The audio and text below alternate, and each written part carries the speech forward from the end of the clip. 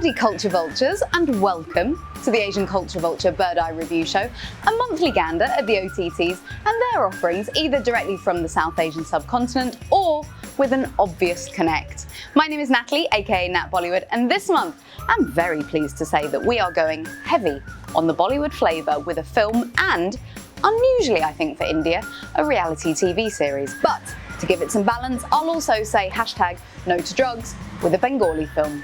That's all after this, the entertainment news.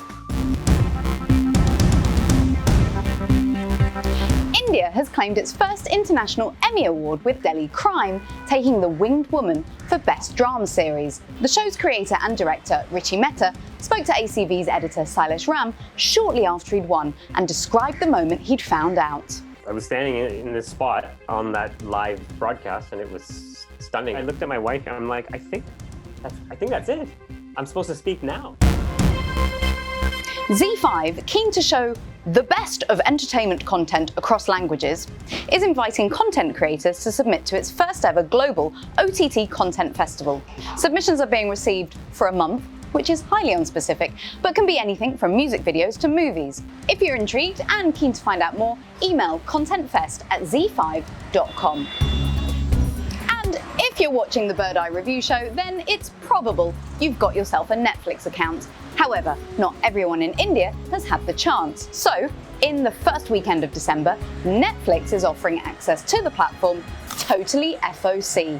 Called Streamfest, it starts after midnight on 5th of December, so late Friday night, and viewers can watch for free, gratis, at zero cost, not even having to input their payment details. Sounds too good to be true.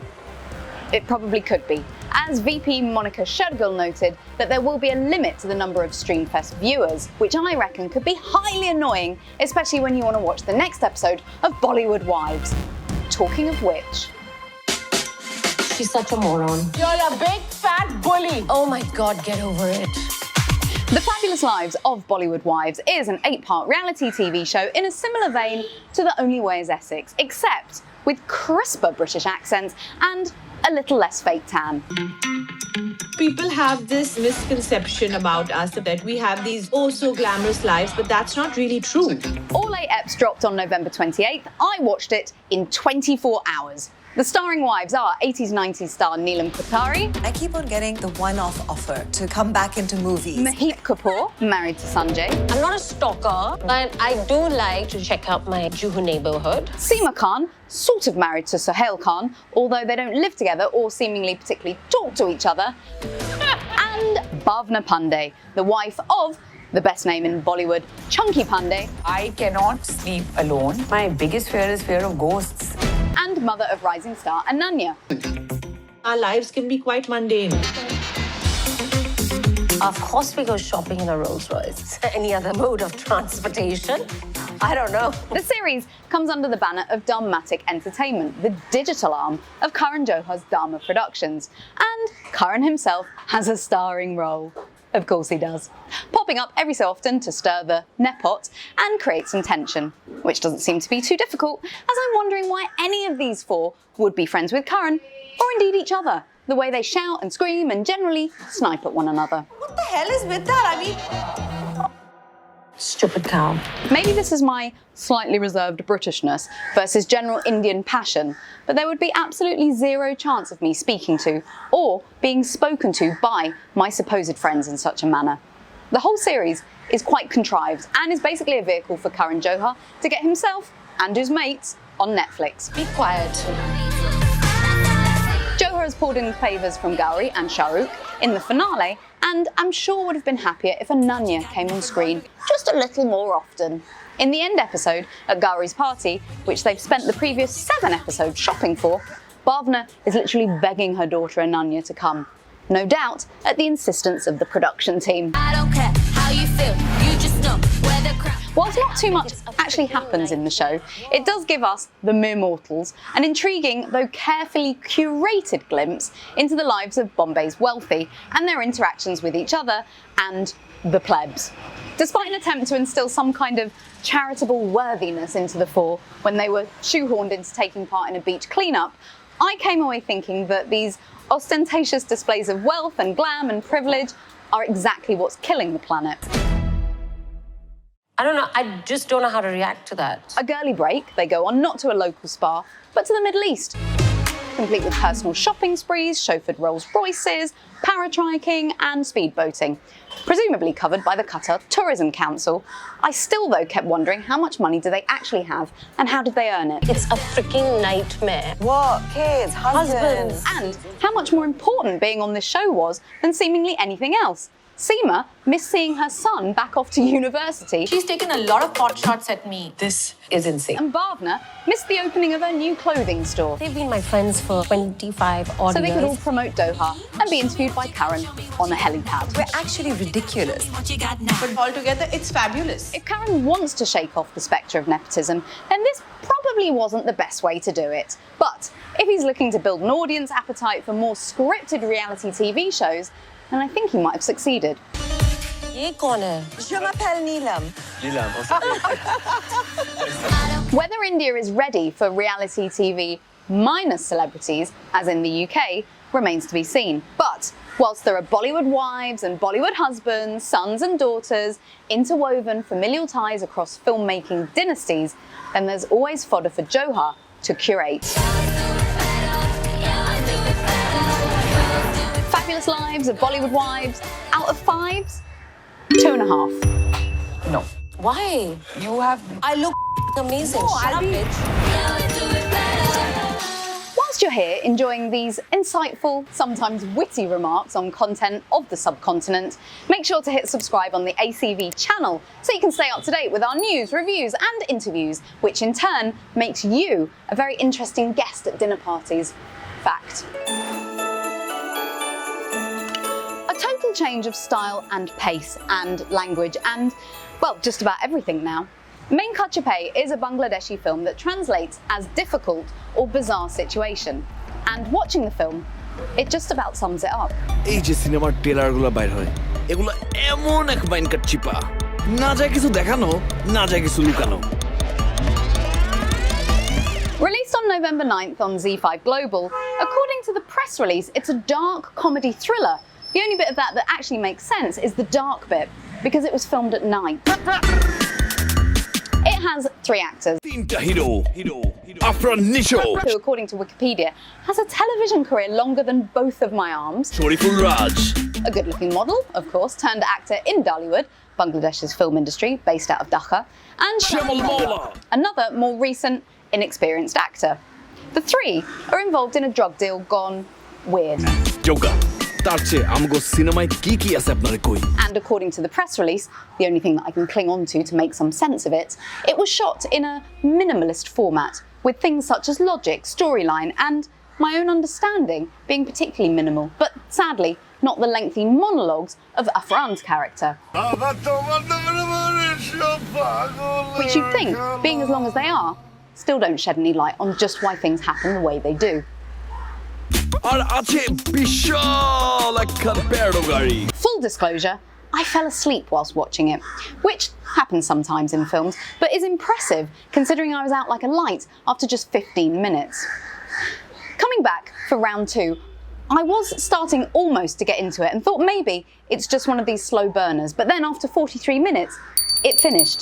I kid you not, it's like someone just forgot to make the 2nd and 3rd act. I wonder if the restrictions of filming during COVID can in some way explain the poorness of the film. But that would just be an excuse. Other films have been created during the same period and are far better executed. মাল আছে টাকা আছে নাচও আছে আছে টান 3 পাত্তির খেলা Do we then blame the director, Abra Atta? I don't know. The saving grace of the film may be to watch it if you fully understand Bengali, and then we can blame the subtitler. Maybe the humour, subtlety, skill and charm of the film was just lost in translation. I'd be interested genuinely to know your thoughts on this. I think that I take for granted that subtitles are an accurate translation of script.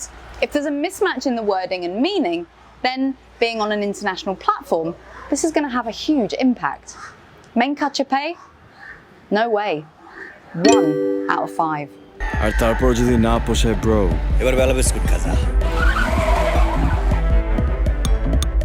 If you've watched any of the shows that I comment on and you don't quite agree with what I've said, then that's cool. we can't all be right. Drop a comment in the box below and convince me otherwise. I'd love to hear your marks out of 5 and, most importantly, your reasons why. Go on, we read and reply to each and every one. Our third release on the Bird Eye review show Flight Path is Chhalaang on Amazon Prime, which dropped on November 13th. हमारे देश में कुछ नमूने ऐसे होते हैं जो बस बड़ी-बड़ी फेंकते रहते हैं. It's a love Ranjan film, the same team behind Pyar Ka Punchnama, Life Sahi Hai and De De Pyar De. Despite knowing one of the producers personally, I wasn't necessarily looking forward to watching and reviewing this. I had some preconceived notions. खुद तो कुछ कर नहीं पाते, दूसरों को सिखाने लगते हैं. रा बबलू, ऐसे क्या बना स्क्रिप्ट मारना? I'd got the vibe from others that maybe lead actor Rajkumar Rao was dumbing himself down a bit for this offering. और जो सिखा नहीं पाते हैं, चल, आजा बेटा. वो पीटी सिखाने लगते हैं. Certainly, the synopsis you read online is hardly exhilarating. A PE teacher has to go head-to-head with another PE teacher and train some kids. Wow, mesmerising. But, if anything this show proves, always approach with an open mind. It does have Rajkumar Rao as an engaging anti-hero. Montu, मैंने आज तेरे periods चाहिए. अरे ले जाओ. Thank you भाई. अरे मौज करो. Despite being a darling of the independent, more offbeat Hindi cinema, he can hold regular Bollywood just as comfortably. ज़्यादा फैंटम बन रहा है. मैडम को तंग मत करना, कोई शाह सुन रहे हो ना? हाथ पकड़. नीचे कर. मैडम बोले तो नीचे कर लेना फिर. He is an actor. He is an entertainer. He is one of my new faves of B-Town. Alongside him is a long-time favourite of mine, on screen and in the flesh, Saurabh Shukla. कुंवारा नहीं हूँ मैं, विधवा हूँ विधवा. The two are a pleasant pairing. I describe Chhalaang as Bollywood with up-to-date values. It mocks old-fashioned attitudes of moral policing and gender roles. It shows redemption and self-improvement is not only possible, but desirable and necessary. The film itself is perhaps slightly self-mocking. The female lead, played by Nusrat Bharucha, could easily have been just another pretty girl in the background, a foil to Rao's character Montu. Friend बनना है. दारू पिलाओगे? थोड़ा धक्का लगा सकती हो. But she's allowed to share the stage with him, to drink alcohol, to meet him on a professional footing once he levels up. The equality of younger women is brought into focus, not in a preachy monologue delivered at the end, but as an integral component to the plot. और मुझे करनी ना ऐसी नौकरी जिसमें इज्जत ना हो. तुम पूरी चीज नेगेटिवली देख रहे हो. बेटा जब जीतना बस का ना हो ना, तो हार मान लेनी चाहिए. Films are where people unconsciously draw a value system from. If films watched by kids are not treating girls and boys as equals, how can that ever lead to anything good? The film celebrates sport and teamwork and just trying to be your best. It brings girls onto a level playing field with boys and points out to parents the importance of getting kids a fully rounded education. अपनी गली में तो कुत्ता भी शेर होता है. और सोचो हम तो हैं ही शेर. और हमारी गली में ना मास्टर. बाहर से आया हुआ शेर भी कुत्ता. It was my favourite watch this month. 3.5 out of 5.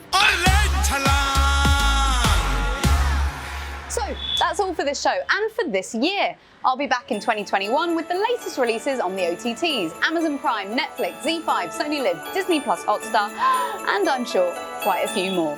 We love to read your comments and hear what you've got to say, what you think of the shows, whether you agree or disagree. Also, we really love it when you share. So, come on, spread a little festive cheer and click share. Until we tweet again, happy Christmas, turkeys. I mean vultures.